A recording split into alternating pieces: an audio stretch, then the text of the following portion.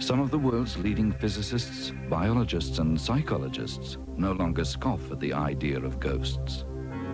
They believe that beyond the material world lies a universal consciousness in which almost anything is possible. So we ask you to keep an open mind as we investigate what may at first seem unbelievable.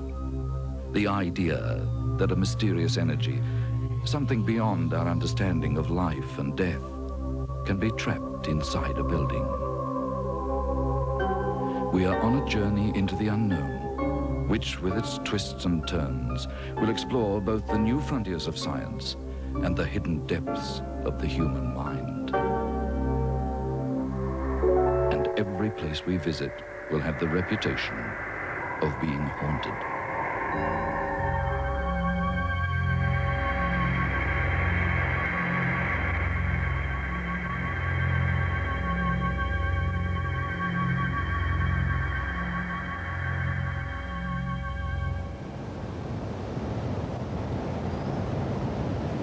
People throughout history have experienced ghosts, and every country in the world has its haunted houses.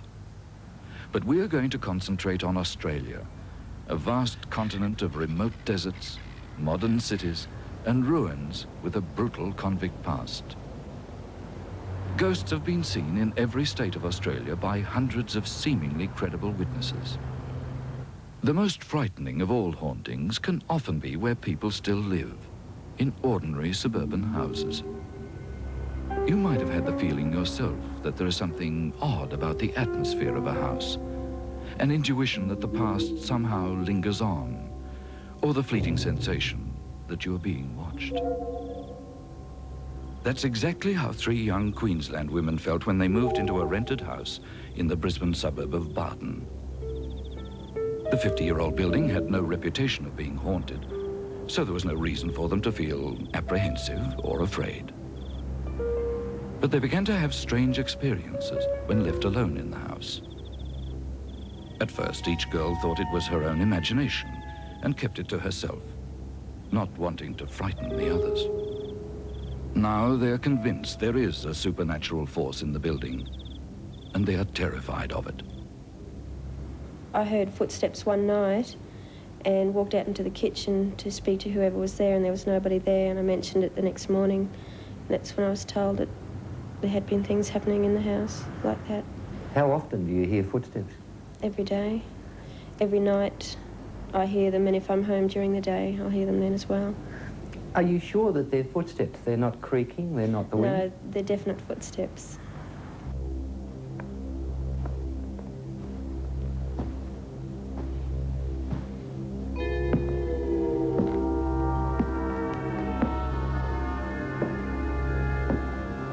When you are in the house, you never really do feel alone. If you are on your own, you can always feel something else there. We've heard footsteps in the house, and as well a couple of times I've felt like I've had hands on my chest here and through my hair. Is that why you've been in bed? Yeah. Were you half asleep and half awake while that was happening? No, I was wide awake. Just as I jumped into bed, it happened. Over the last, say, 2 months, it's sort of stepped up, and now I do feel it. I was sort of a bit scared going to sleep in that. So far, we've heard only furtive suggestions that the house may be haunted. A build-up of fear, which could make people imagine footsteps or something brushing against them at night. It was the third girl, Helen McLennan, who was the first to actually see a ghost. One night I was just lying in bed and I just woke up. Like I didn't hear anything, I just woke up. And I just looked from my bed to my wardrobe and saw a shape there, like a white figure. And I sort of, shut my eyes and thought this is really silly, and opened them again and thought it could be a street light, wasn't, checked that out. Could be the next door neighbour's light, wasn't, checked that out. And I thought, well, there's something there.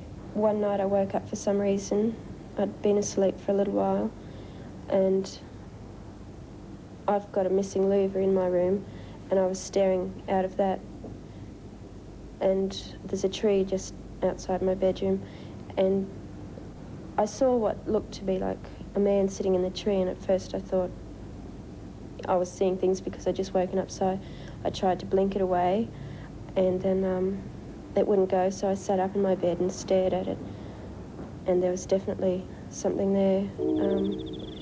It appeared to be like a skeletal form, just a very skinny, naked figure, and it was, for the whole time I was watching it, it was looking up at the sky and then looking back through the window at me. Did that 5 or 6 times.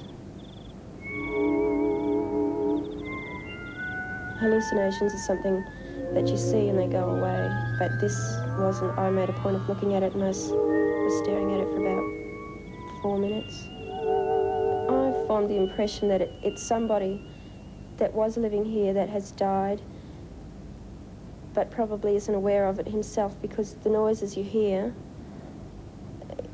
like the front gate creaking, the footsteps in all different parts of the house, it seems to be that he's still living here with us. Well, There's nothing terribly remarkable or unique about the 3 girls' claims.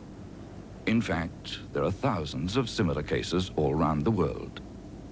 Most people dismiss such stories, especially those involving young women living alone, as imagination, triggered by branches blowing in the wind, shadows, creaking floorboards, and a fear of the unknown.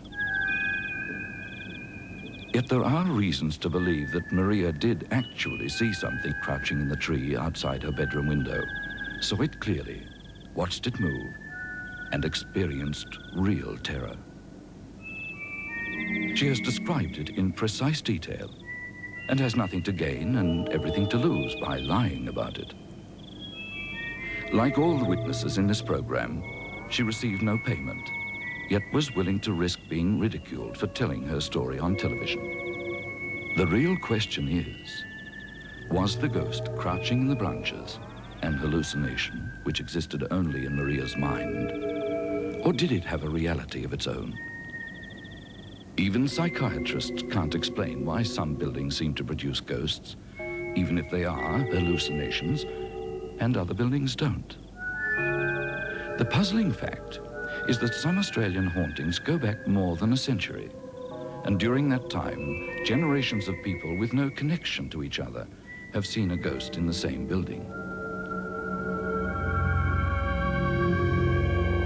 In this documentary, you will meet 28 people, including scientists and policemen, who claim to have seen a ghost, and the apparitions will be recreated exactly as they describe them. You can decide for yourself whether or not the ghosts are real, but your guide will be a scientist who has devoted many years to researching such things as hauntings. He is a depth psychologist who moved to Australia 25 years ago after objecting to the system of apartheid in South Africa. He became a senior lecturer in abnormal and therapeutic psychology at the University of New England in New South Wales, and has degrees in psychology, the arts, and education. But he was also one of the first people in the world to qualify in parapsychology, the recognized scientific study of the supernatural. Dr. Maurice Marsh is no ordinary ghost hunter. You know, there's no doubt that people do actually see ghosts.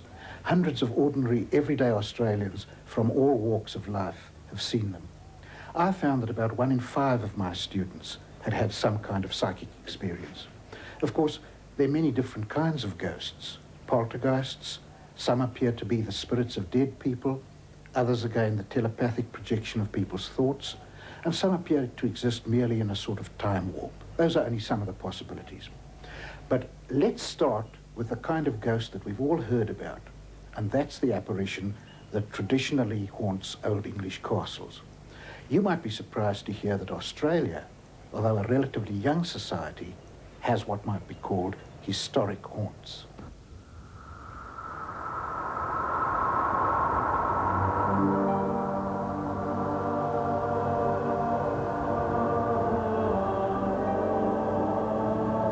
Some believe that ghosts are the tortured souls of people long dead, and are spirits condemned to haunt the places where they suffered or sinned in life. If that is true, then there can be no better place to look than Port Arthur convict settlement in Tasmania, a place once described as hell on earth. More than a century ago, shiploads of convicts, men, women and children, were transported here from England for crimes which could be as petty as stealing a loaf of bread. At Port Arthur, these prisoners were often subjected to the most inhuman treatment imaginable, chained for weeks at a time, forbidden to speak, whipped, or even hanged for their misdemeanors. Death was often the only escape from the tyranny of British colonial law. Port Arthur was guarded by armed sentries and savage bulldogs chained together on a narrow isthmus separating the prison from the mainland.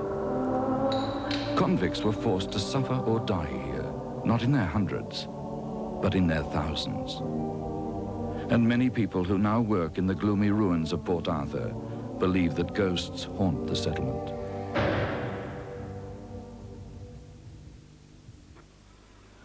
The building with the most haunted reputation is the parsonage, erected in 1842 by order of the colonial secretary. The parsonage and all other historic buildings in the old convict settlement are now being restored by the Tasmanian government as the Port Arthur Conservation Project. These building contractors used to believe that ghosts are invented by people with wild imaginations. But their attitude changed dramatically when they were given the job of renovating the old parsonage. The men lived several hours' drive away in Launceston, and so they decided to sleep overnight in the parsonage during the contract period.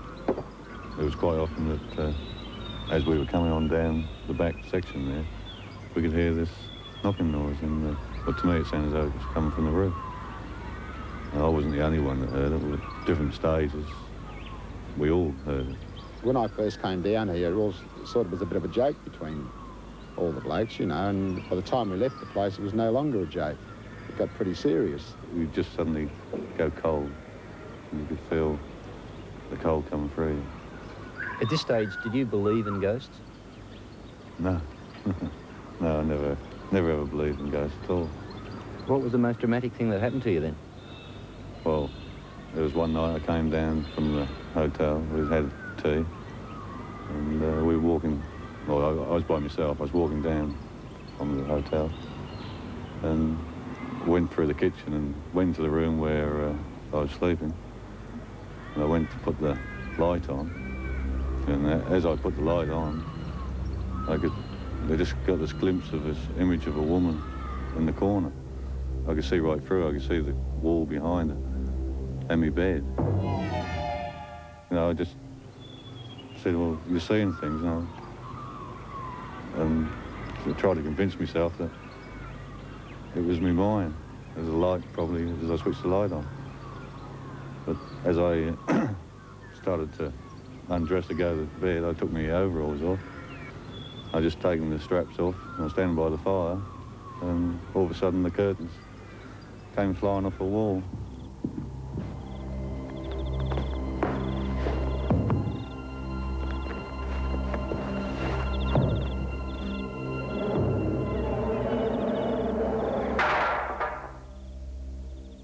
I never believed in ghosts, and I still sometimes think, well, perhaps I was seeing things, but I still think about the curtains. I mean, there's no way they could have come off like they did.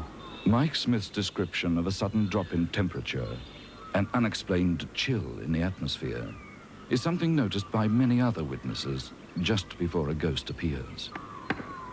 The next witness, Craig Goodwin, describes a peculiar experience which scientists call sleep paralysis. It's a terrifying phenomena, also known as the Hag effect, which temporarily paralyzes its victims with the sensation that a ghost is sitting on their chest, trying to suffocate them. Psychologists estimate that about 1 in every 7 people have had the experience, and you'll find it repeated in other haunted houses. On this particular night, I was in bed asleep, and I don't normally wake up during the night anyway. And when I realised that I was awake, the brain more or less told the rest of the body to sit up, sort of thing. And that was it. I couldn't move, you know. It was like as if I was just paralysed. But he sort of looked like he was trying to get away. He sort of had his hands coming up in the front of him. As I put the light on, I could see the shadow him doing it beforehand, but when I put the light on, as soon as I put the light on, he sort of comes straight up on the bed and he was trying to strangle me.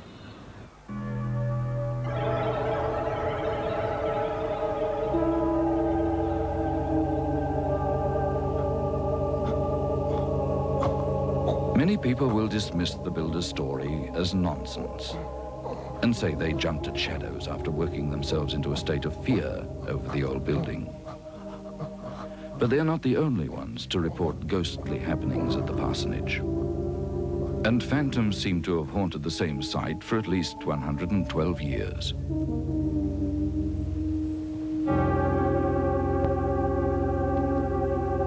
An archaeologist and an historical botanist employed by the restoration project also claimed to have had strange experiences at Port Arthur. A ghost was first recorded here by a visitor from Hobart, George Grunsell, who stayed in the parsonage as a guest in 1874. Grunsell wrote about it in his memoirs. The judge, Sir Valentine Fleming, was a fellow guest at the parsonage when a most intense light streamed from under the door of a room on the opposite side of the landing. Sir Valentine peeked through the keyhole and, to his astonishment, could see the interior as though brilliantly lighted up with gas, when lo and behold, all was in sudden darkness again. The next manifestation was rather startling. A servant girl entering the guest room let out a terrific shriek and fell senseless to the boards. She had distinctly seen the figure of a man in a peculiar garment looking at her through the window and grasping in his hand a knife or dagger which he held as though about to strike.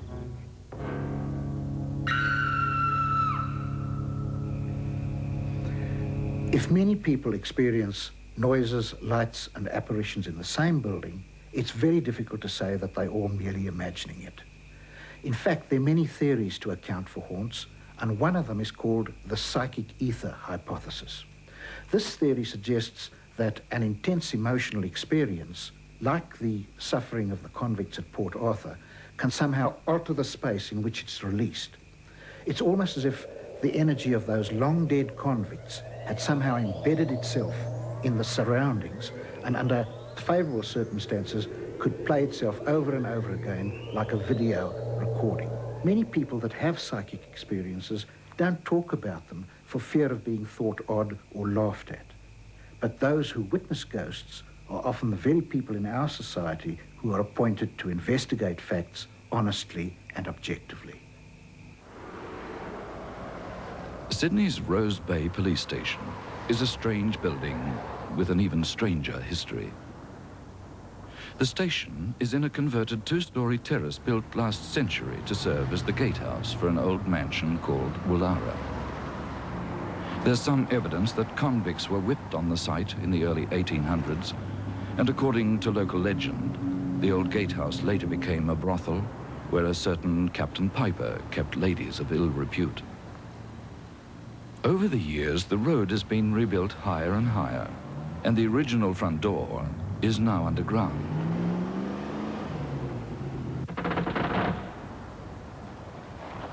The bottom story has been sealed up for years like a time capsule and still has the gas fittings of a bygone era. But police don't use the lower level and certainly never go down there at night. They're too afraid. Sergeant Dennis Stevenson and his colleagues have never seen a ghost, but they're convinced they hear one. Some junior constables are so afraid they refuse to work alone in the building at night. And one of the policewomen wears a string of garlic around her neck to ward off evil spirits. You have the presence, or you feel the presence of someone standing right next to you, ready to touch you on the shoulder. And you sort of look around, and of course there's no one there. Then you continue on, and of course the presence there will come again. The switchboard here kept on operating. The buttons on this thing here would move to and fro, and the phones would ring. All this stuff was all moving. The panels were all moving. But I had other matters here. I've been standing there at the typewriter over here, and of course I'll be busy typing, doing something here. You hear the sound of footsteps walking towards you. So just a moment, please. And when you finish, you look up, you know, and no one's there. Heard the footsteps outside. It's like a feeling of a presence behind you when you know someone's there or you feel you're being watched. That's about it. It's a strange sort of place. You get the funny feeling sometimes that when you're here by yourself, there is something watching you, you know.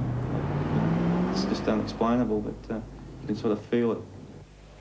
Sergeant Stevenson and his colleagues are not the only police to brush with the supernatural.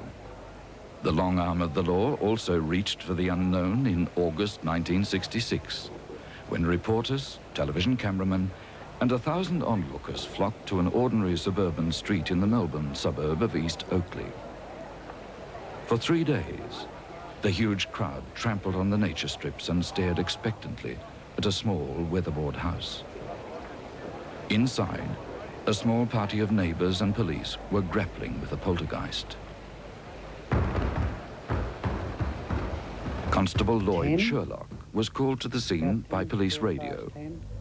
He spent an entire night in the house and wrote down everything that happened. 20 years later, he's no closer to finding a logical explanation.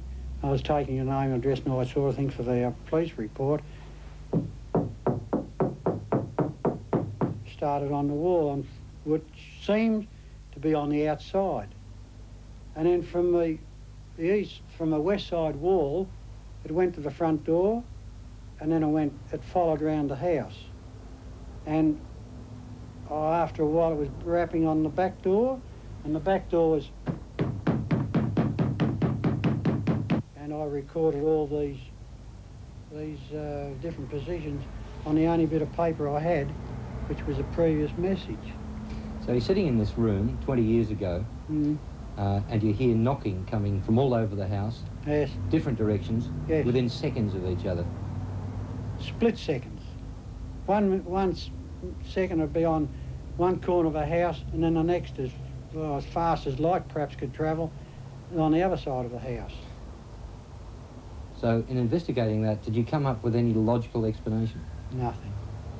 Even after 20-odd years, it still amazes me.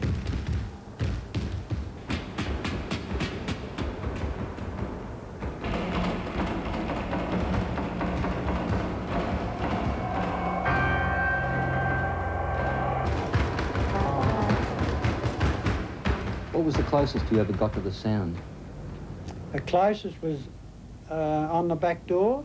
It was a flush panel door, and I had my hand on the doorknob, and I could sense and hear this knocking on the outside. Open the door, nothing there. Did the sound stop?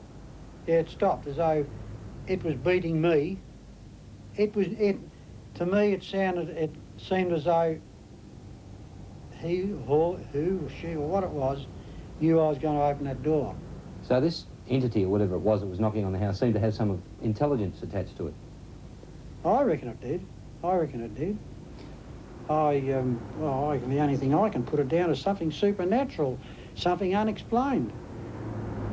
While we were filming at the site, a next-door neighbor told us that he had been inside the house when the poltergeist activity first erupted, before the crowds and police first arrived. He agreed to tell us his story on condition that we conceal his identity. Well, I have seen 2 or 3 lights, only about 8 inches long, similar to a small fluorescent lighting. And I've seen that on about 3 occasions, and on different nights. Were these lights moving? Absolutely. Inside the house? Inside the house.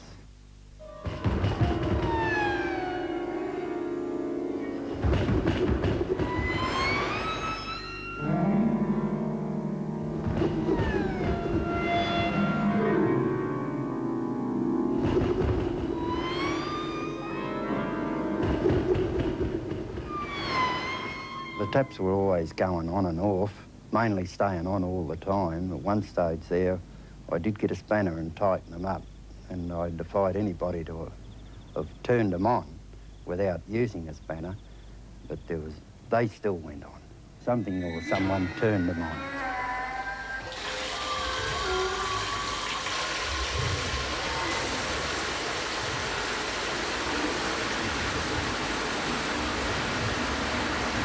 seen the bed being more or less rocked like a rocker, and then at times the kids just getting jumped up and down, thumped up and down as if you were pushing the bed up and down all the time. Is there any way the children could have been doing that themselves? No, no way in the world, no way in the world. So did it appear as if some other force was doing it? Absolutely. What was the state of the children when this was happening? Oh, they were in a bad way, a real bad way. Poltergeists are rarer than conventional hauntings, and they seem to have a much more devastating effect on those who suffer them at close quarters. It took the woman and her 2 daughters several years to fully recover from the experience. But when they moved out of the house, the activity suddenly stopped. Poltergeist cases, like the one we've just seen, have got nothing to do with ghosts whatsoever.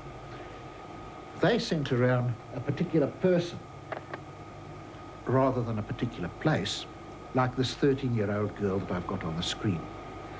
In her presence, things appeared and disappeared mysteriously, and objects were thrown around the room. She believed that it was a devil, Dracu, who was doing it. And occasionally, when he got annoyed with her, he would bite her and scratch her, like these marks that you see on the cheek at the moment.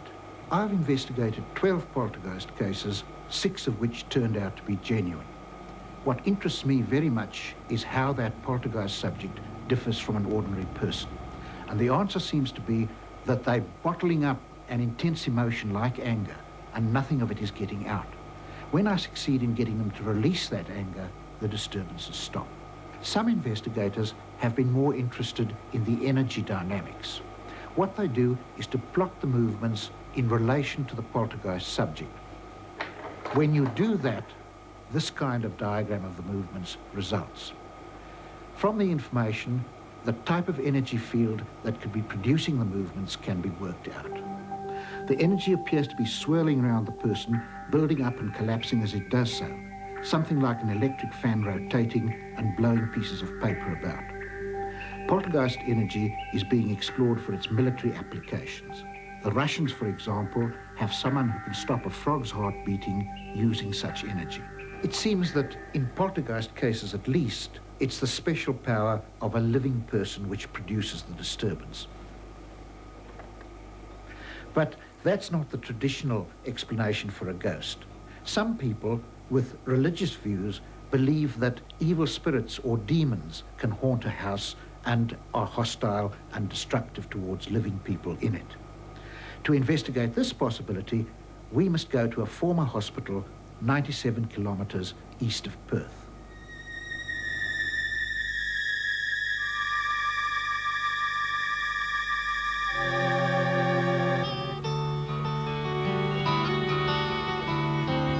The old township of York stands like a time capsule in the Avon Valley, a fertile district on the edge of the West Australian desert. The town flourished in the 1880s as a staging post between Perth and the gold diggings. But in 1894, a railway to the goldfields bypassed York, and the town was neglected for more than half a century. The old York Hospital was built in 1896 to serve the farming district, and is on the site of a convict depot opposite the town cemetery. The hospital was used mainly by poorer residents. Wealthier people were nursed in their own home, where surgery was carried out on the kitchen table or in the patient's room. The building is now owned by the National Trust, which leases it to the state government as a youth hostel. In January 1980, a group of 5 adults and 28 children from a little athletics club 144 kilometres away travelled to York Hospital for a camping holiday. But their holiday was to become a nightmare. We were told not to go upstairs at all. Did you go upstairs at any stage? Yes, we went up the first night. The reason we went up the first night, because it was such a very, very hot time, and the children were very hot, and I suggested if we had a look upstairs, being up high, there may be more breeze coming through for the children to sleep up there.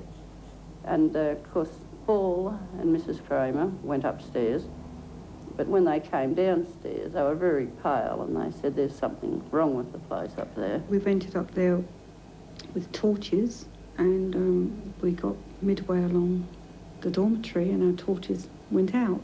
We had this howling wind coming down from the chimney. It was 47 degrees outside. There was no way that there could have been any wind. We walked past the fireplace in the middle of the room, and both our torches went out. Now, at first I thought it was just my torch blowing, so we walked back 3 or 4 times, and again they went on and off, you know, corresponding as to when we're in front of the fireplace, and there again when we sort of came past the fireplace. But again, every time we walked in front of the fireplace for about 2 or 3 metres, they actually went off and came back on again.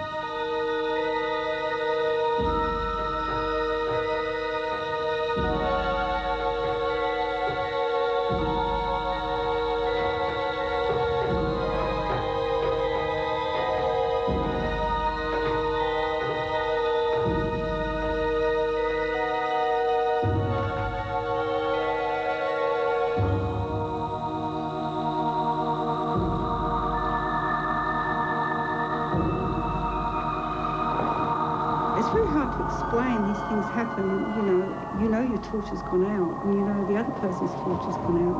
We sort of looked at the torches to see if there's anything wrong with them. As I say, they came back on their own accord.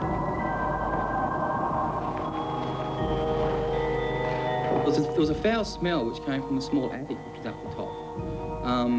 To me, it smelled as something dead, like a dead animal or something. A very, very foul stench. They said, well, you couldn't put the children up there because there's something strange up there. And then we're sitting there for a while, and this terrible moaning noise started. Well, at first you'd say it was the wind, but then when you look and you say, well, there wasn't any wind. It was so hot and still at York. So it wasn't wind, but then it got louder, and it was a definite sound of a woman crying, in pain, moaning. It was a definite noise, which wasn't the rustle of the trees. It wasn't any wind. And the only way you could explain it was as a moaning.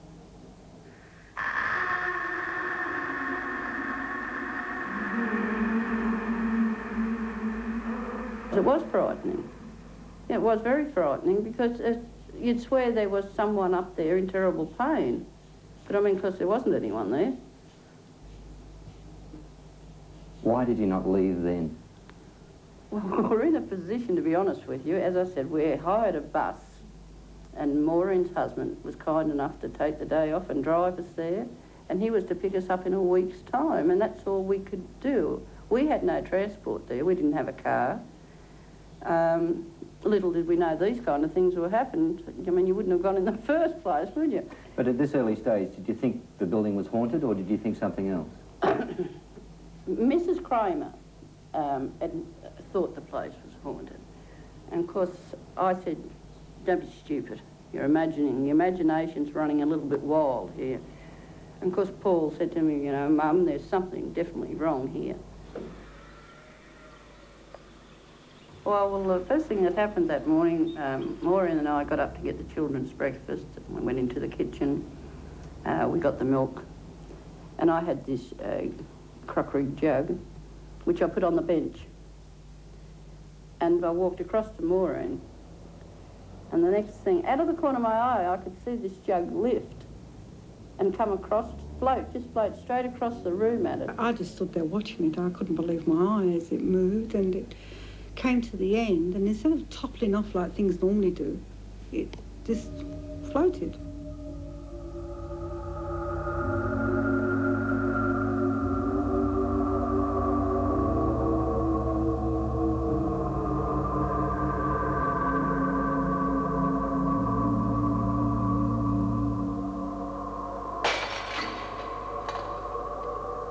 It was very hard to believe. And of course, I thought then, well, it didn't just fall on the floor, it definitely floated. And of course, Maureen and I stood there shocked. We were shocked. Then the next thing, the stove had turned on and off. While you were using it, it had just turned itself on and off. It was a very queer thing that kept happening in that kitchen. Did anything else around the place move? Yeah, and the doorknobs.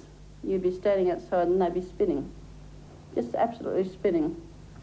And there was nobody else on the other side or anything because we checked all that. But they were just spinning. The doorknobs spin. For some reason, I was just walking past the main staircase, which went upstairs, and came to my notice, and again one of the ladies, there seemed to be blood coming from within the staircase, sort of running out on the outside of the staircase. The actual lady tasted it to check that it really was blood, and she said it was, and it definitely looked like, I didn't personally taste it, but she did, and she said it definitely tasted like blood, and it certainly looked like blood.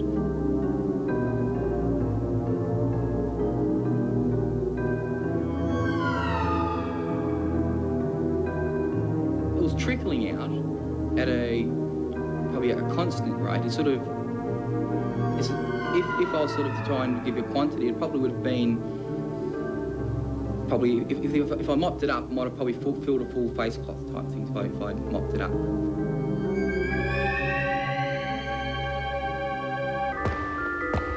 Well, the worst thing that happened there, we had a little girl there, and she was playing, running along the hallway. And the next thing she screamed, and because when she came down to us, her wrist was cut right open. Terrible gash she had. The girl was actually somehow thrown through the window, arm first. She, I think, memory search, had 12 or 15 stitches inserted in her arm.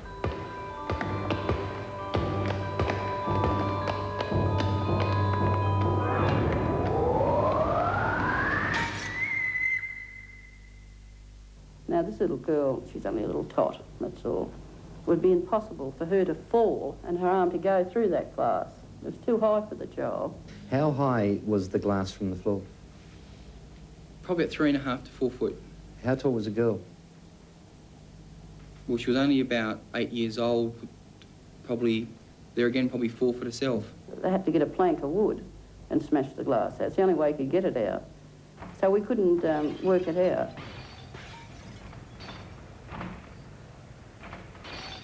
Did you only hear the moaning the once? No, the moaning was every night. And it even got to the stage where a couple of afternoons, where I was left with the children by myself, a couple of children, it continued then.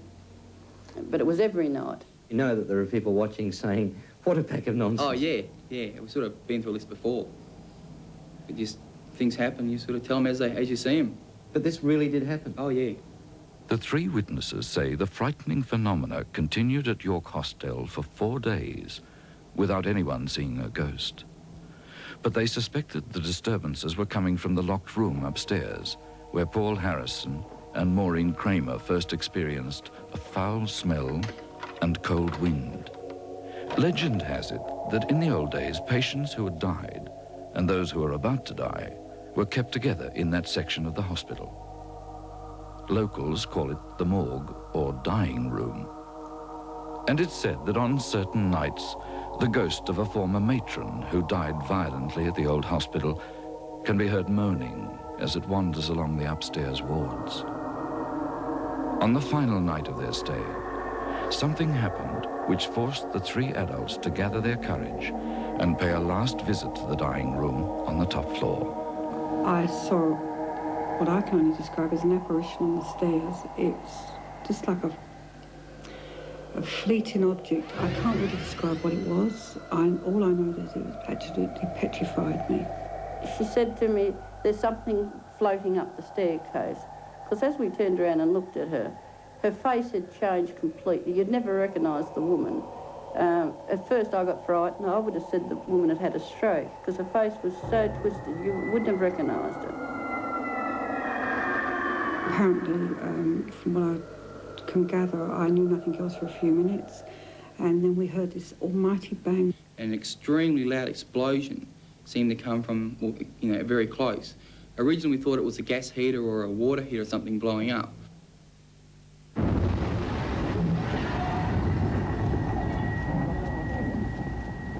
I had to investigate. I couldn't work it out. But I only got to the second landing, and a terrible feeling came over me, like pins and needles, and I couldn't move. And you felt very, very old, like you'd aged. I felt like I'd aged. But then the pins and needles left me, but I didn't continue. I came back down.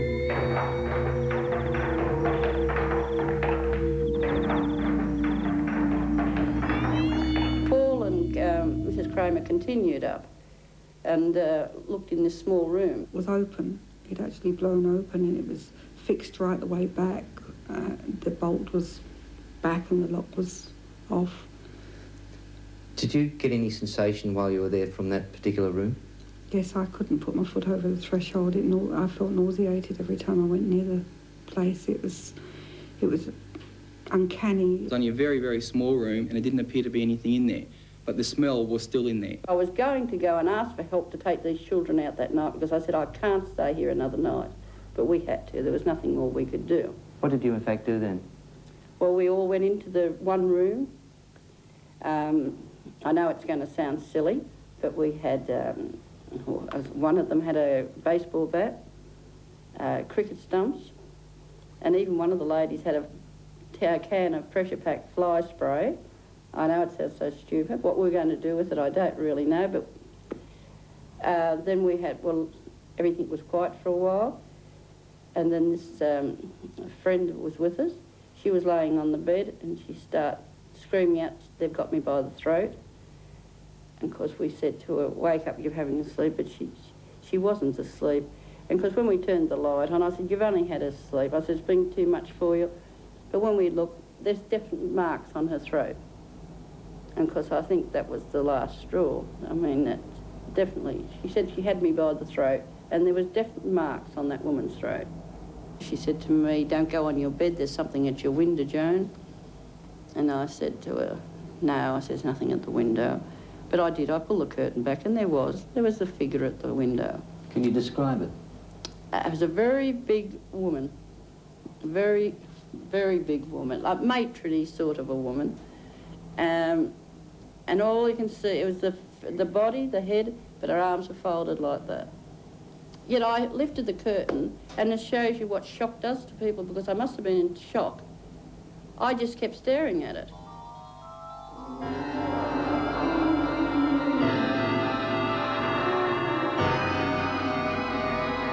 Then I put the curtain back, and I said to him, "There's nothing." No, I thought, no, I'm not seeing it. So I laid on the bed, and I thought, no, I've got to look again. And I did look again, and it was still there.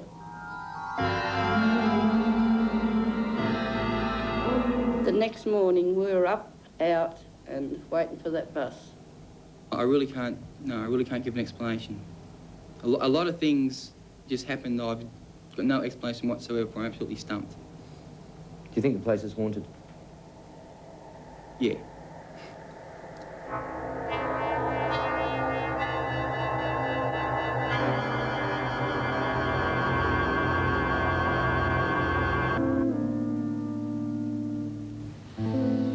York Hostel seemed to come straight out of a horror movie. It also snowballed from day to day, so that by the final night, things were becoming very hectic indeed. I think those people were lucky that they could leave the following day, otherwise the disturbances would have got even worse. When children are involved in a group like that, it's best to get them out as quickly as possible and back to their own homes. But, you know, in a way the adults brought all that on themselves, because what they were doing was reliving an ancient fairy story, exploring the forbidden room. They were told that a part of the building was off limits, and they went back to it again and again and again. And every time they did that, the disturbances got worse. But let's leave the possibility of evil forces for the time being, and instead turn to some ghosts that are much less threatening. There's some ghosts that inspire a great deal of affection in living people.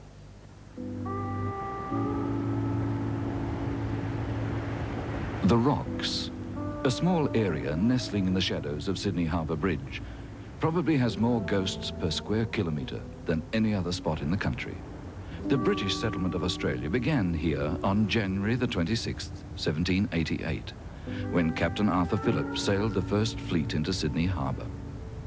From that time onwards, it has been an ideal breeding ground for ghosts, built by convict chain gangs which suffered the continent's first whippings and hangings.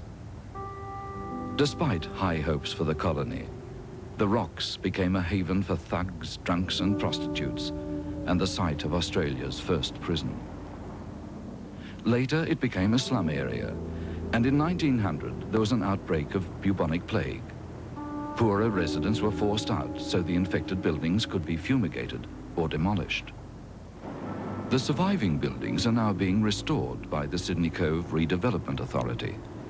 the sort of conservative semi-government body which would normally never believe in ghosts.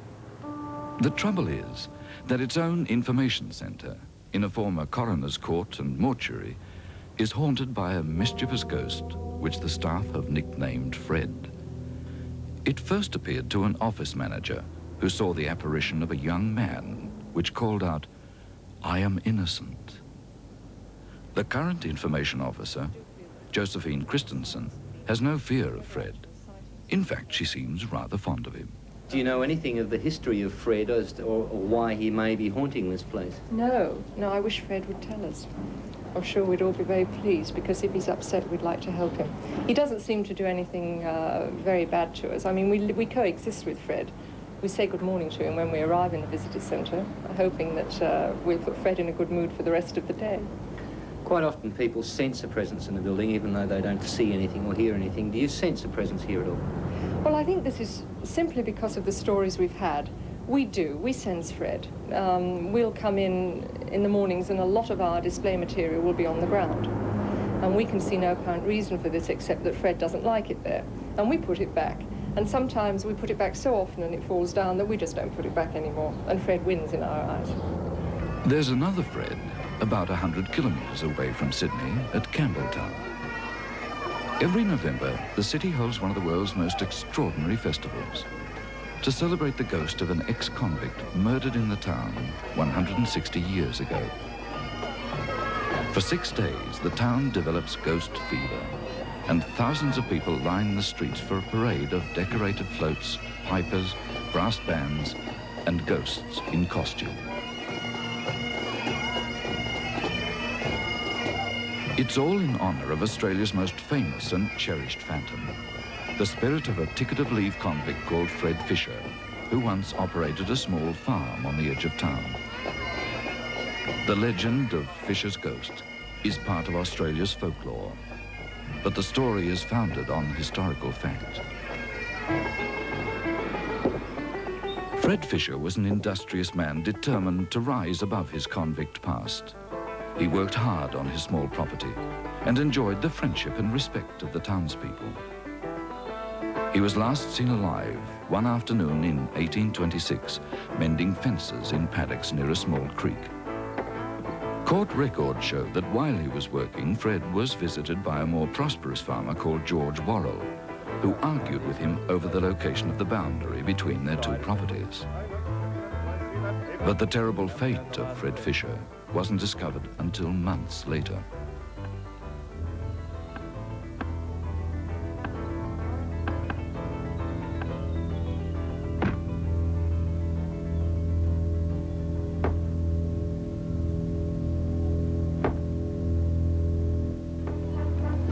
It's not the brutal murder of Fred Fisher that the people of Campbelltown celebrate every year.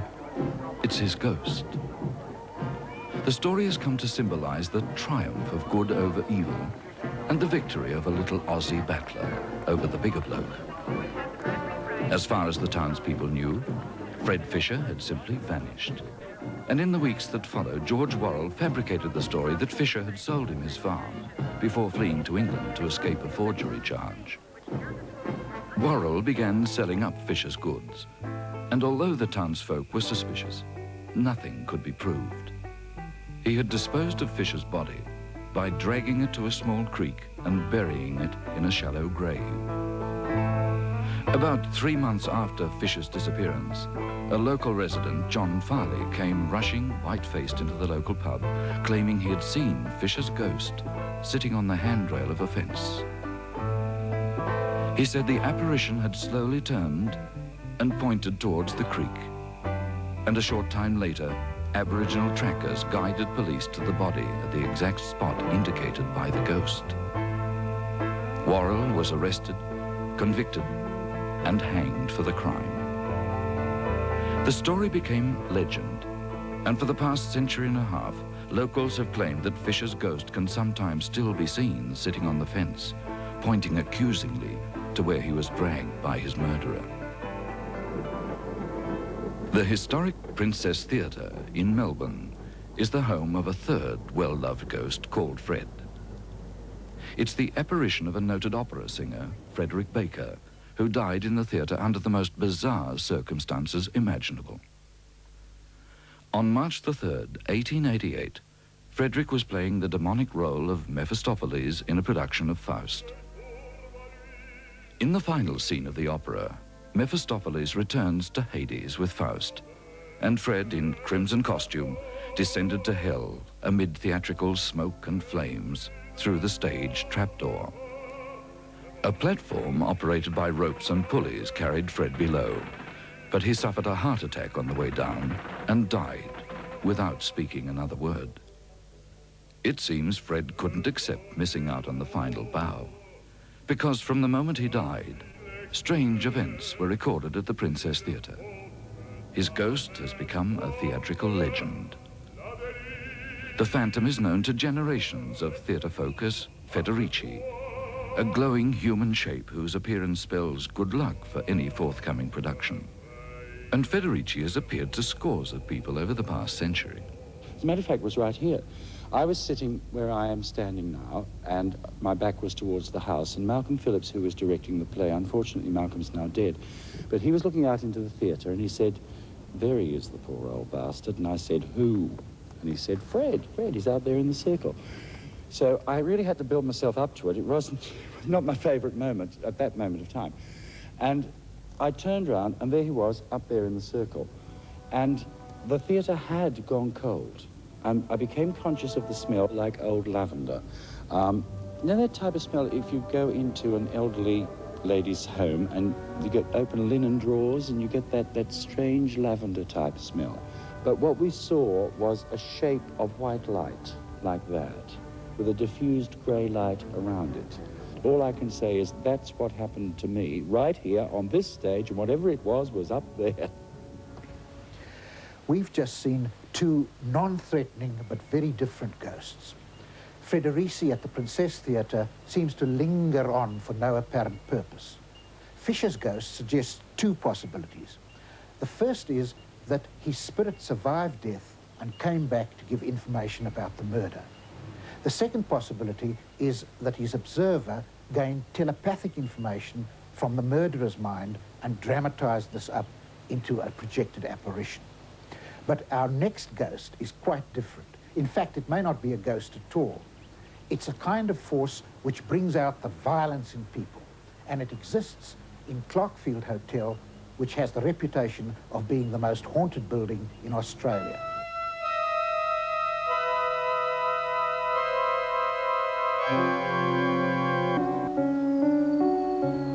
The historic Bluestone pub at Clarkfield, 40 kilometres north of Melbourne, has been haunted for as long as locals can remember. The hotel was built in 1856, and the famous Cobb & Co. coach company used it as a staging post to the goldfields. There's a legend that a young girl was murdered in the building and thrown down a well near the stables. And apart from seeing ghosts, those who live at the hotel seem to suffer from unexplained fits of violence. The upper story walls are peppered with shotgun pellets, and fists have been smashed through doors by owners and staff who were later driven out in fear. The past 3 generations of hotel owners all insist that Clarkfield Hotel is inhabited by some unexplained force. One example is former licensee Frank Nelson, who scoffed at the idea of ghosts when he took over the hotel in March 1984. So how long were you in the hotel before anything happened? 3 days. 3 days we were there. And, what happened?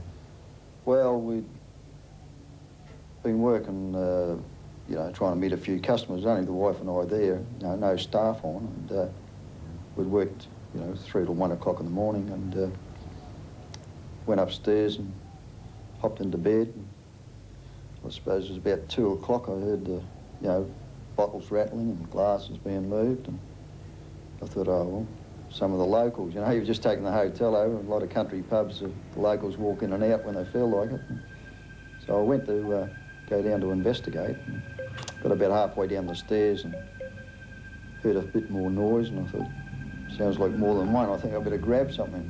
I felt a real cold draft of wind, like you know, walking into an air conditioner. It just sort of blew me back a bit. Something like someone picked me up and tried to throw me over the banister. I had both hands on the banister and it just seemed to disappear.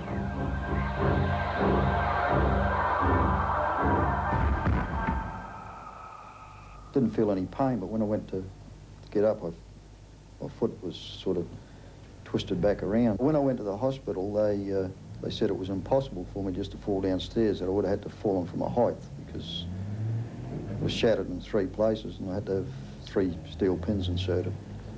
How long were you in crutches? Some crutches for 7 months. Are you absolutely convinced that some supernatural force was the cause for that? Well, to start off with, I didn't think it was. And, you know, I didn't want to go to the hospital and say the ghost or something was throwing me down the stairs. It was the things that happened to me later on that convinced me that there was something there. The thing that frightened me the most, I used to have my name called out at night, and this had happened 2 or 3 times a week. And I'd get out of bed and think, you know, someone wants to buy some beer after hours or something like that, you know. There'd just be no one there. And then one particular night, I was in bed in the room on my own, and the door opened, and the presence of something was there, and the next thing, I had my leg in plaster, and a hand came on my leg and started twisting it, and I grabbed hold of the crutches that were beside the bed, and I was, you know, get away, and...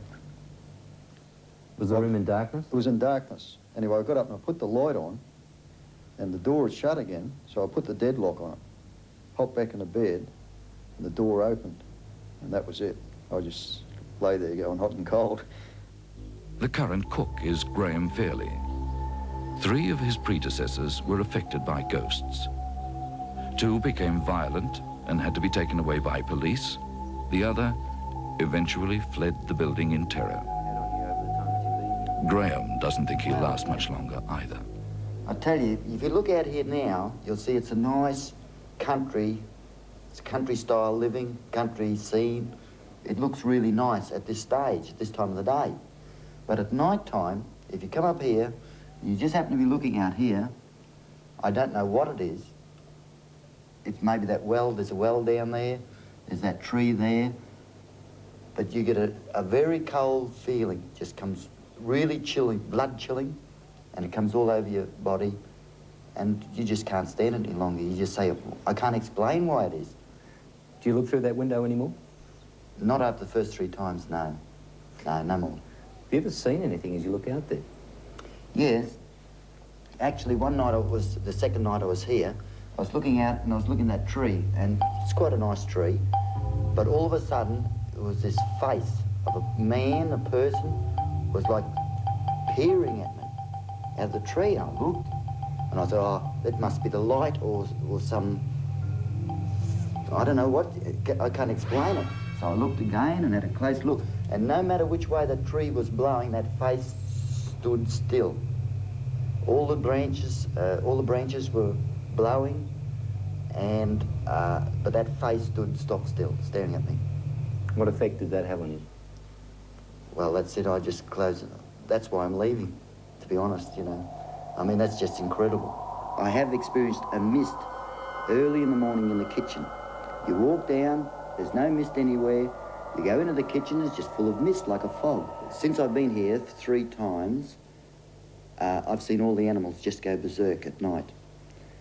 The whole lot of them, from the rabbits to the dogs, the donkeys, the goats, the ducks, they'll just all go berserk, crazy. We run around in the paddock out there, just unbelievable. And one night I got the manager, I said, Steve, we better go down and check this out, thinking it might have been a fox or something like that. We went down there was nothing there, and they were still going all berserk, just all running around in circles. Incredible.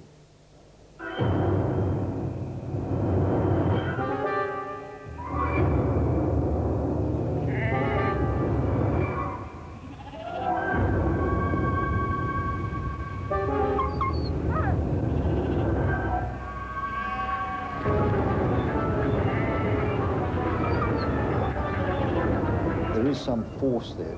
Whatever it is, I couldn't explain it, you know. It's it's something that, you know, really gets to you after a while. You're starting to look over your shoulder when you walk upstairs at night.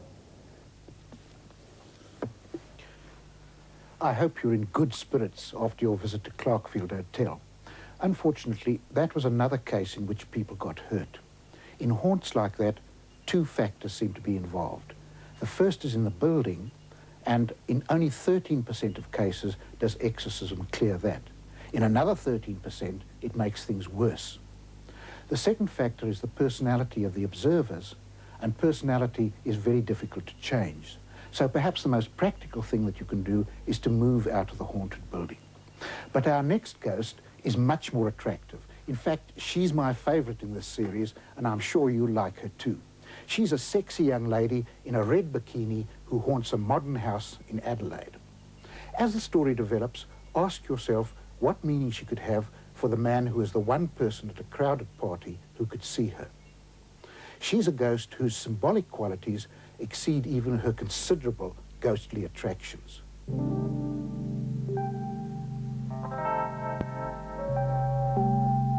Mrs. Di Close says she had just moved into her brick veneer home in Elizabeth Downs in Adelaide when one of the most amazing ghosts on record manifested itself in the hallway, then disappeared, leaving a pool of yellowish liquid behind.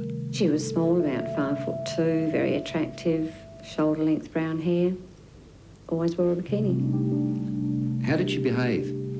Aggressively to begin with, very much so. I woke up one night and I felt that I was being strangled. I could feel this pressure around my throat. Things would get broken in the house. The whole house just seemed one of aggression, depression. It was just an awful feeling. Di's friends thought she'd gone mad at first. But then one by one, visitors to the house also began to see the ghost, and it made almost daily appearances. It was an experience which gave vehicle welder Brian Hall the shock of his life. Oh, there was a party going on, and my parents were invited, and I was on my own single, so they said, why not come along? Did you know Di Close very well? No, I didn't. My parents did, but I didn't. Did you know about the story of the ghost in the red bikini? No, I'd heard stories of things happening in the house, but not actually a ghost. Yeah. What happened when you went there? Well, I was sitting with my parents and their friends having a drink, and there was a young lady sitting across from me, but on an angle round in the other part of the room, and she was sort of looking at me, giving me the, you know, the nod, you're on your own, I'm on my own. I mean, I feel I know that there's another girl in there, but I could pass some of the... So, well, she could go out and look for friends, you know, but it's a busy. She went out and looked for places and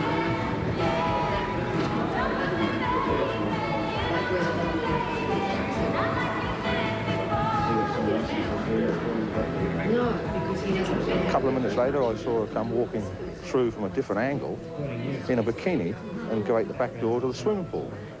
And I thought, that's strange, you know, nobody else in the pool, it's not midsummer. So I got up and walked across to the window, and there she was in the pool. So I went out. I didn't actually speak to her.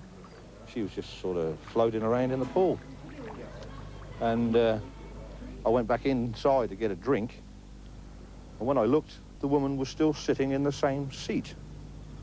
And I thought, that's strange, so I asked the people that was with me, has she got a sister, or is there somebody here that looks like her?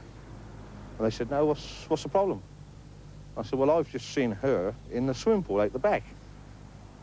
And they said, oh, rubbish, there she is, still sitting there.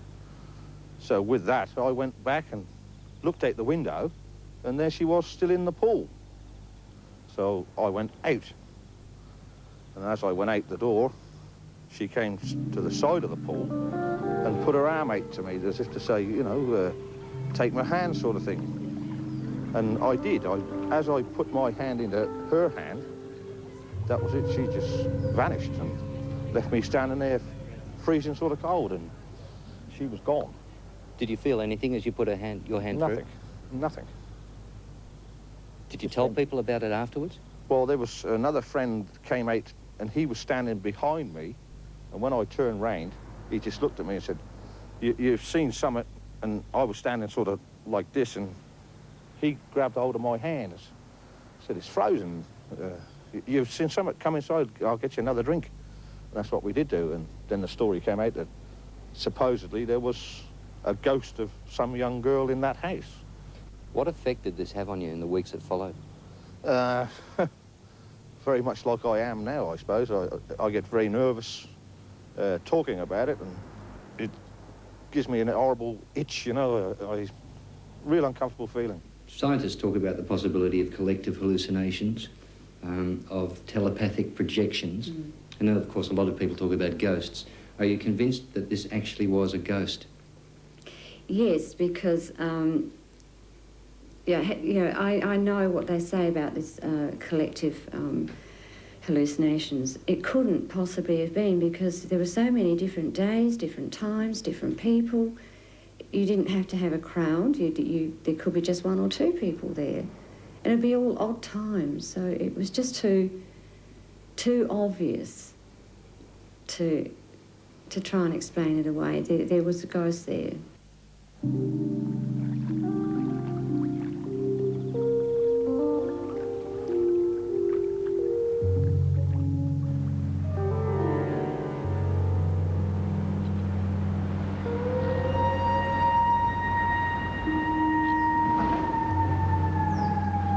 Adelaide's Bikini Ghost is just one example of the ancient belief that spirits can inhabit water.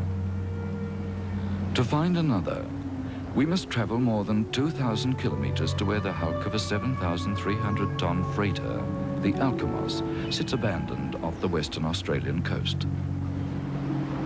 The old steamer is trapped on rocks and sand just offshore, with the wind singing eerily in her rigging and waves lapping at gaping rents in her side.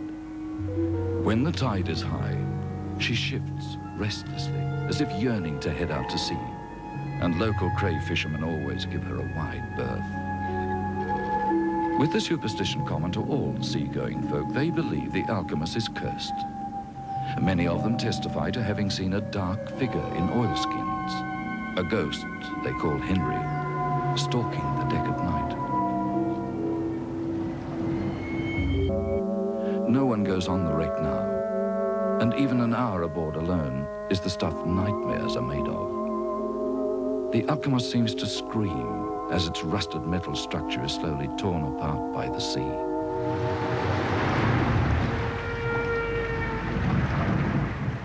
Many people believe the Alkimos was a cursed ship even before the ghost appeared.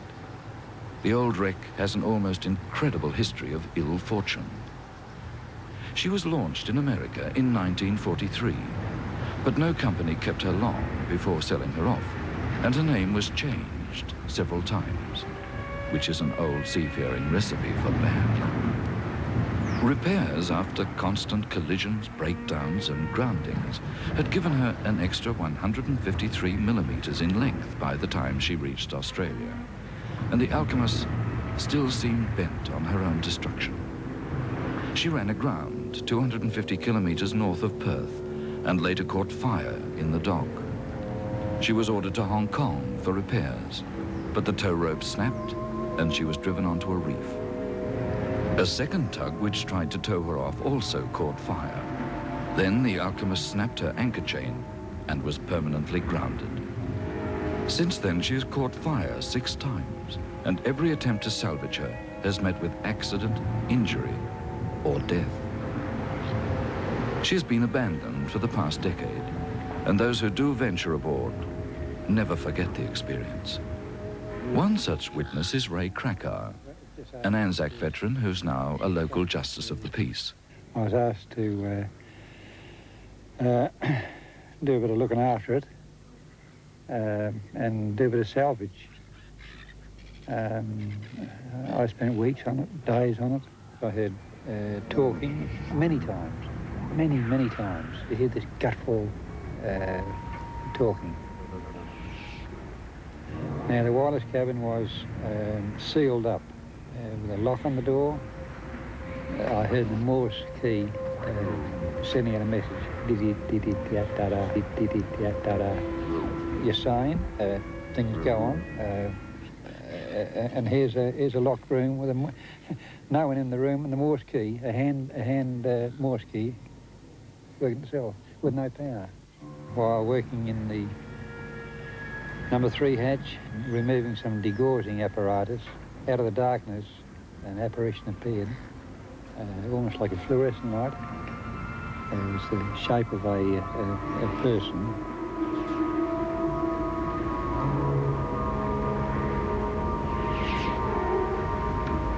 So I picked up a piece of 3x2 and I was going for it. And then the junk that was lying around was in my way, and I thought, well, there's going to be an accident one way or other. So I just turned and went up the ladder. If I say a thing happened, it happened. I'm not going to tell a man who saw somebody walking with their head under their arm in the Tower of London, say he didn't see it. He said he saw it. Okay, he saw it. Now, I know what I saw. I know what I experienced. Now, if I say it, that happened. That's what happened. One of Western Australia's top skin divers and salvage operators, Jack Sue, has written a book about the shipwreck and firmly believes he too has been touched by the alchemist's curse. Jack swears that while on board, he heard moaning coming from an empty bunk, and his wife was tragically killed in a car accident during the same period. And after my own personal experience, and the loss of my former wife, nobody would ever convince me otherwise than that there is something wrong with that ship. Do you blame the ship for the death of your wife in any way at all? Yes, I do. Almost everybody that's been on that ship for any length of time spent or been involved with the ship in business matters, nearly all have had some ill fortune, illness, or tragedy. People who board the Alchemist seem to step back into the past. In some curious way, she seems to be busy with unfinished business.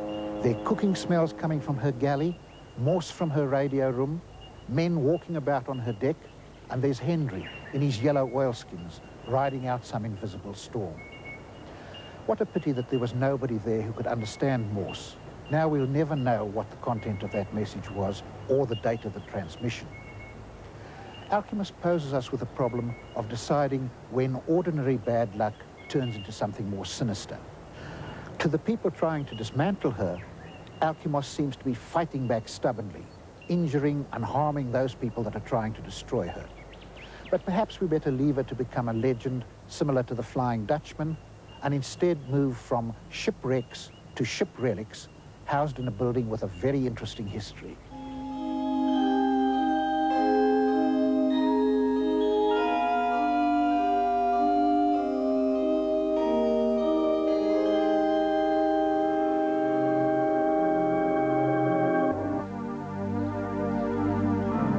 It's hard to imagine a building with a more brutal and tragic past than Fremantle Museum. It was built in the 1860s to house convict men and women who had gone insane after suffering the cruelties of the British penal system. It was called Fremantle Lunatic Asylum, and before the installation of padded cells, prisoners were chained and doused with cold water if they became uncontrollable.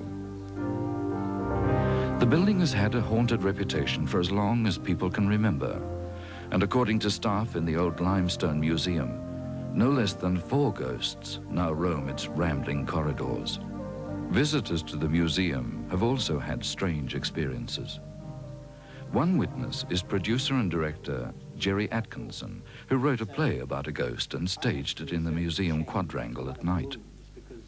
The leading lady, a girl called Judy, was in period costume, and at intermission, he followed her into the building to discuss the next scene. And I noticed her going up the steps to the dressing room, because the dressing room was upstairs.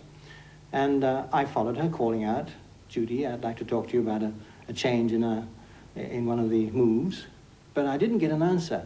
I noticed her just walking up the steps. There she was in this old gown. And I kept on calling, and she didn't answer. And then she went into the dressing room. I saw her go into the dressing room. The door closed. Well, first of all, that was against the rules, because I had a rule in that particular production. That door was not to be shut because we had children in the cast. And then I thought perhaps she was a little bit upset, as happens in plays. So I knocked on the door and found it was locked and called out. No answer. I was getting a bit annoyed about this, really. And then all of a sudden, I heard a voice. I turned, and there was the real Judy behind me, coming up the stairs after I'd been up to knock on the door. Well, we opened the door, and when we went in, there wasn't a soul there. And was there any other way out? No, there were only windows, and there's a sheer drop. It's the first story. Did you check the room to see if anyone was hiding there? Yes, we did. We looked right round. We couldn't find a soul. Over the years, several staff members have testified to seeing the ghost of a woman which carries a lamp and moans softly as it wanders the museum galleries at night. The ghost seems to be endlessly searching for something, and they believe the apparition is that of a convict woman who went mad with grief after her young daughter was abducted more than a century ago.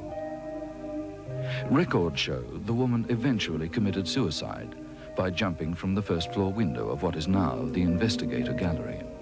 The ghost seems to react most strongly when young schoolgirls visit the old asylum. Mrs. Emily Johansson, a former museum attendant, witnessed one such incident. At a building with that type of cruelty and sadness, there must be some waves left behind, and that's what I always did feel. When anything had happened, it was always either this agitation or aggression. 3 young teenagers came down from John Curtin High School. All of a sudden, 2 locked this other one in the cell. Louie, stop it! Mom, it's not a game anymore. Let me out!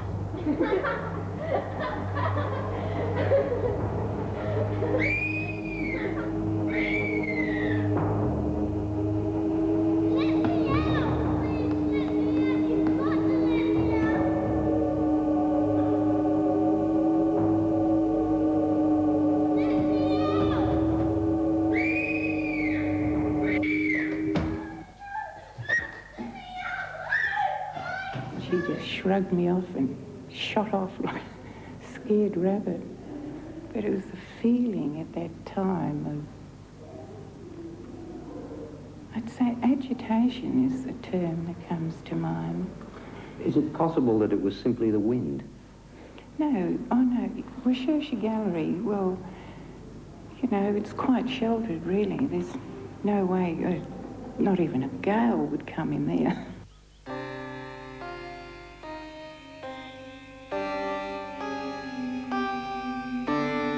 Did you notice that Fremantle Museum had the apparition of a living person, the leading lady at the play?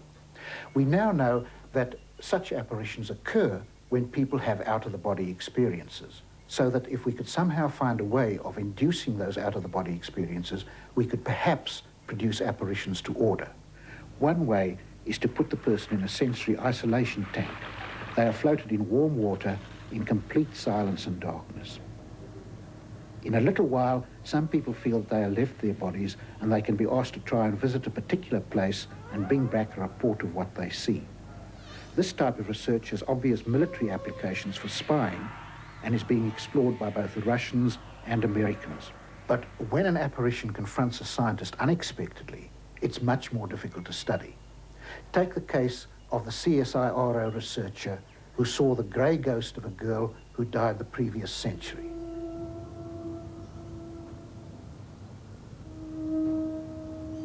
The 152-year-old mansion, Stowell House, is Tasmania's headquarters for Australia's scientific research organisation, the CSIRO. Stowell sits on Battery Point, the most historic section of the state capital, Hobart, and there's a century-old legend that an upper story of the old building is haunted by the grey ghost of a beautiful girl called Amy. Of course, scientists scoffed at the story when they first took over the mansion in 1949. They included the head of research development, Dr. Don Martin. In those days, to work back a lot because I was trying to do scientific work as well as administrative. And I noticed that the footsteps down below, which I would go down to investigate to find no one there, and I thought, oh, well, wind and movement in an old building. I used to have an office upstairs, and seated at the desk looking straight at the doorway, I was conscious of this figure of a young woman, I would think, 18 or so, dressed in what appeared, it wasn't in Technicolor, it appeared to be as if it was a grey dress, full skirt, probably a hoop at the bottom. So I'm not sure, I think my impression was half sleeves. But it was, as you got towards the neck and above, it was transparent. I looked up and saw it standing there, then it moved down the corridor to the right. Did it scare you out of your wits? No, I didn't. I was surprised to see it more. I was sort of surprised. My reaction time's fairly slow, I think. Did you think of investigating it or experimenting with it? Oh, no, I didn't. I sort of felt that this was out of my field altogether, being a botanist by training, which is fairly prosaic. Did you believe in ghosts before you saw the apparition? Not consciously, no. No, I'm not a very religious person, but I always felt that anyone who believed in any sort of life after death would have to really consider the possibility that there would be ghosts. You must have thought about it a lot as well. Did you consider the possibility as to whether or not it may be an hallucination of some form? Well, it might be in my mind, but I can't connect it to any past experience which would lead me to think it was just something projected from past experience. You know, I can sympathise with Dr. Martin. In cases like that, where a ghost appears only very infrequently, it's very difficult to set up instruments so that you can investigate it scientifically. Instruments like cameras, tape recorders, recording thermometers, and even infrared detectors have been used to monitor haunted houses. But in our next case, the investigators, most imaginatively, have used a new type of detector which they designed and built themselves.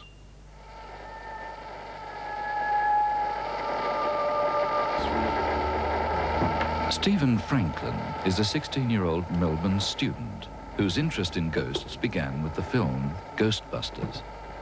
He decided that what the filmmakers created as a fantasy, he would try in real life. Stephen is not really your average teenager. At 16 years old, he's been selected as an exchange student to America and is taking part in NASA's summer space program. His two friends, John Wilson and Damien Gould, also 16, are fellow science students. I got my basic inspiration from the movie Ghostbusters, and I approached John after that and asked him whether he could build me equipment that was, they had on the movie. First of all, I thought he was nuts, but then I became interested after he told me what he wanted to do, so I had a go of it, and we kind of had several attempts and built our way up. This here's the transmitter, and it's just like your ordinary FM radio and transmitter, except it works on a much more obscure frequency. And this is our receiver. Now, that receives the transmissions from here. Now, what happens is any electrical fields or disturbances between the two is monitored at the receiver, and we can get a visual output of it here at the oscilloscope, which virtually just tells us what the signal looks like. So put simply, it's a ghost detector? Yeah. Or we hope it is. The trio advertised themselves as ready and willing to remove troublesome ghosts from haunted premises. And to their surprise, a woman offered them $500 to rid her restaurant of a poltergeist.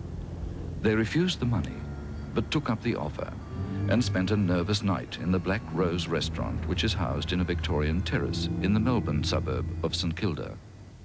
What did you find? We're not too sure. Overall, well, we think there's possibly something there. What makes you think that? Just the readings we picked up with our equipment. When we returned to the Black Rose restaurant, it was closed down. The woman who asked Stephen and his friends to get rid of the poltergeist had fled the business, leaving no forwarding address. The previous owners said they had no problems with ghosts when running the Black Rose. But when we tracked down the owners before them, it was a different story. Ernst Patzold operated the restaurant in 1978. My concern was one night we were sitting in the Black Horse restaurant, it's an alcove area. We were sitting there and we heard sort of somebody walk down the stairs because it was old wooden stairs. And I got up and I looked and there was nothing there. And so that was pretty spooky in a way. Did you see anything else happen there? Yes, one day I was sitting as well in the same area, and I heard something falling outside, and I got up and I looked in the restaurant, and there was actually a sugar bowl, which the waitress claimed she must have put in the center, but I don't know if I have to believe her, but it was all sprayed all over the floor. What was the most dramatic thing that happened? Well, the dramatic thing actually happened to my partner Brian when he was doing the book upstairs in the office.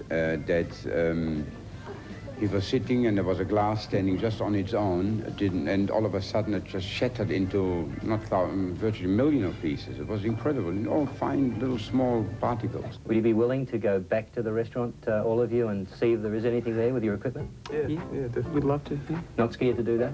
No.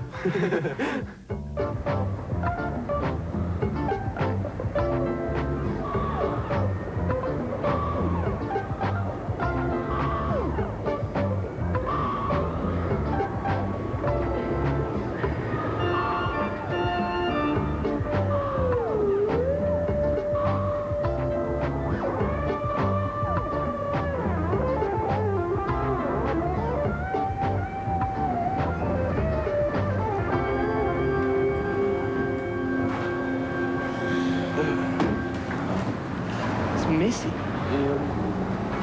Could have set the equipment up in the back room. No. Why not? Back where we had it last time.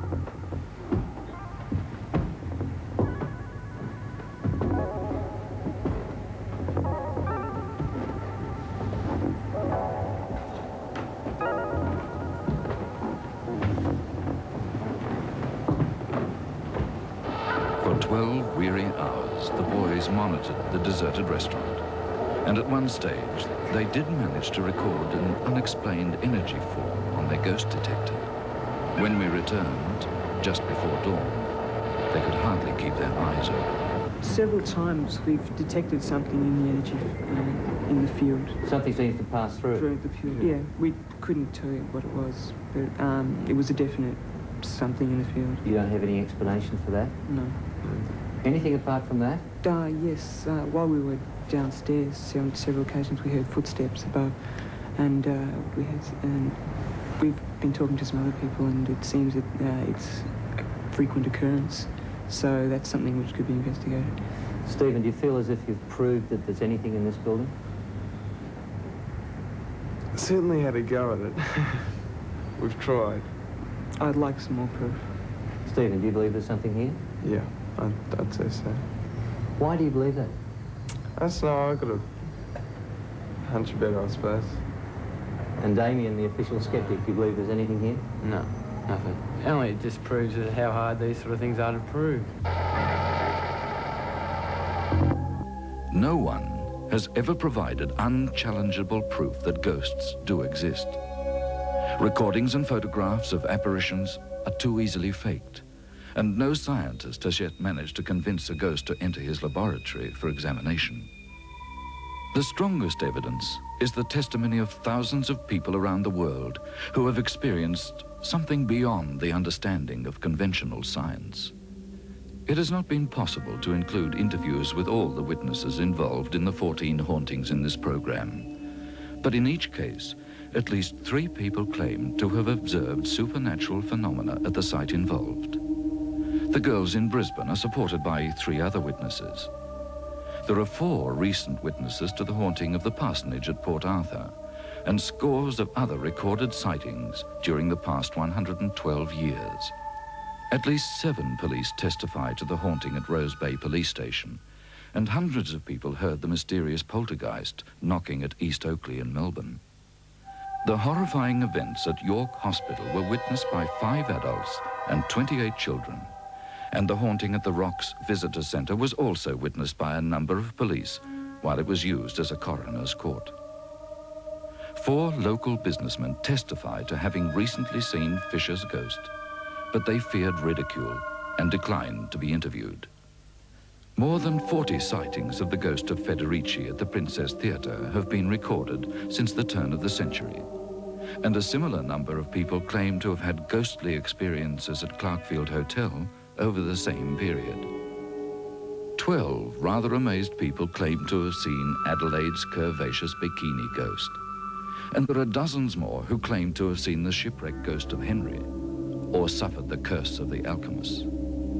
Over the years, 7 staff members and a number of visitors have reported supernatural phenomena at Fremantle Museum. The grey ghost of Stowell House has been seen or heard by a scientist, a chemist, a hospital matron, and an unknown number of local people. There are 4 known witnesses to strange events at the Black Rose restaurant, not counting the 3 students with their ghost detector.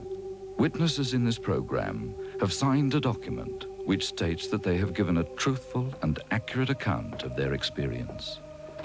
We've come to the end of our exploration of the supernatural, and I wonder what you've made of the material we've presented. If you've had a similar experience, then you can see that you're in good company, because a judge more than a century ago, and modern scientists, housewives, builders, sailors, and policemen have had similar experiences. Hauntings pose fundamental questions about the nature of man. They suggest that a part of human personality is free of space and time and may even survive death. Of course, we've got a lot more to learn about the supernatural. But as a psychologist, I'd like to say this.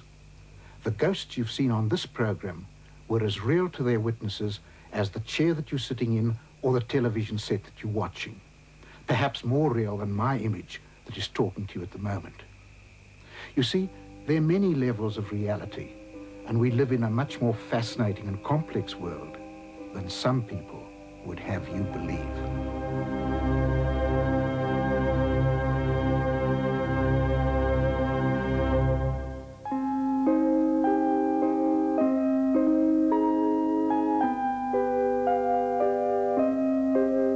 7:30 tomorrow night, Noel Edmonds proves that anything can happen and usually does in a hilarious new episode of The Late Late Breakfast Show. And then at 8:30, Dallas returns in a revealing new 2-hour episode on TVO. But next, Tales from the Dark Side.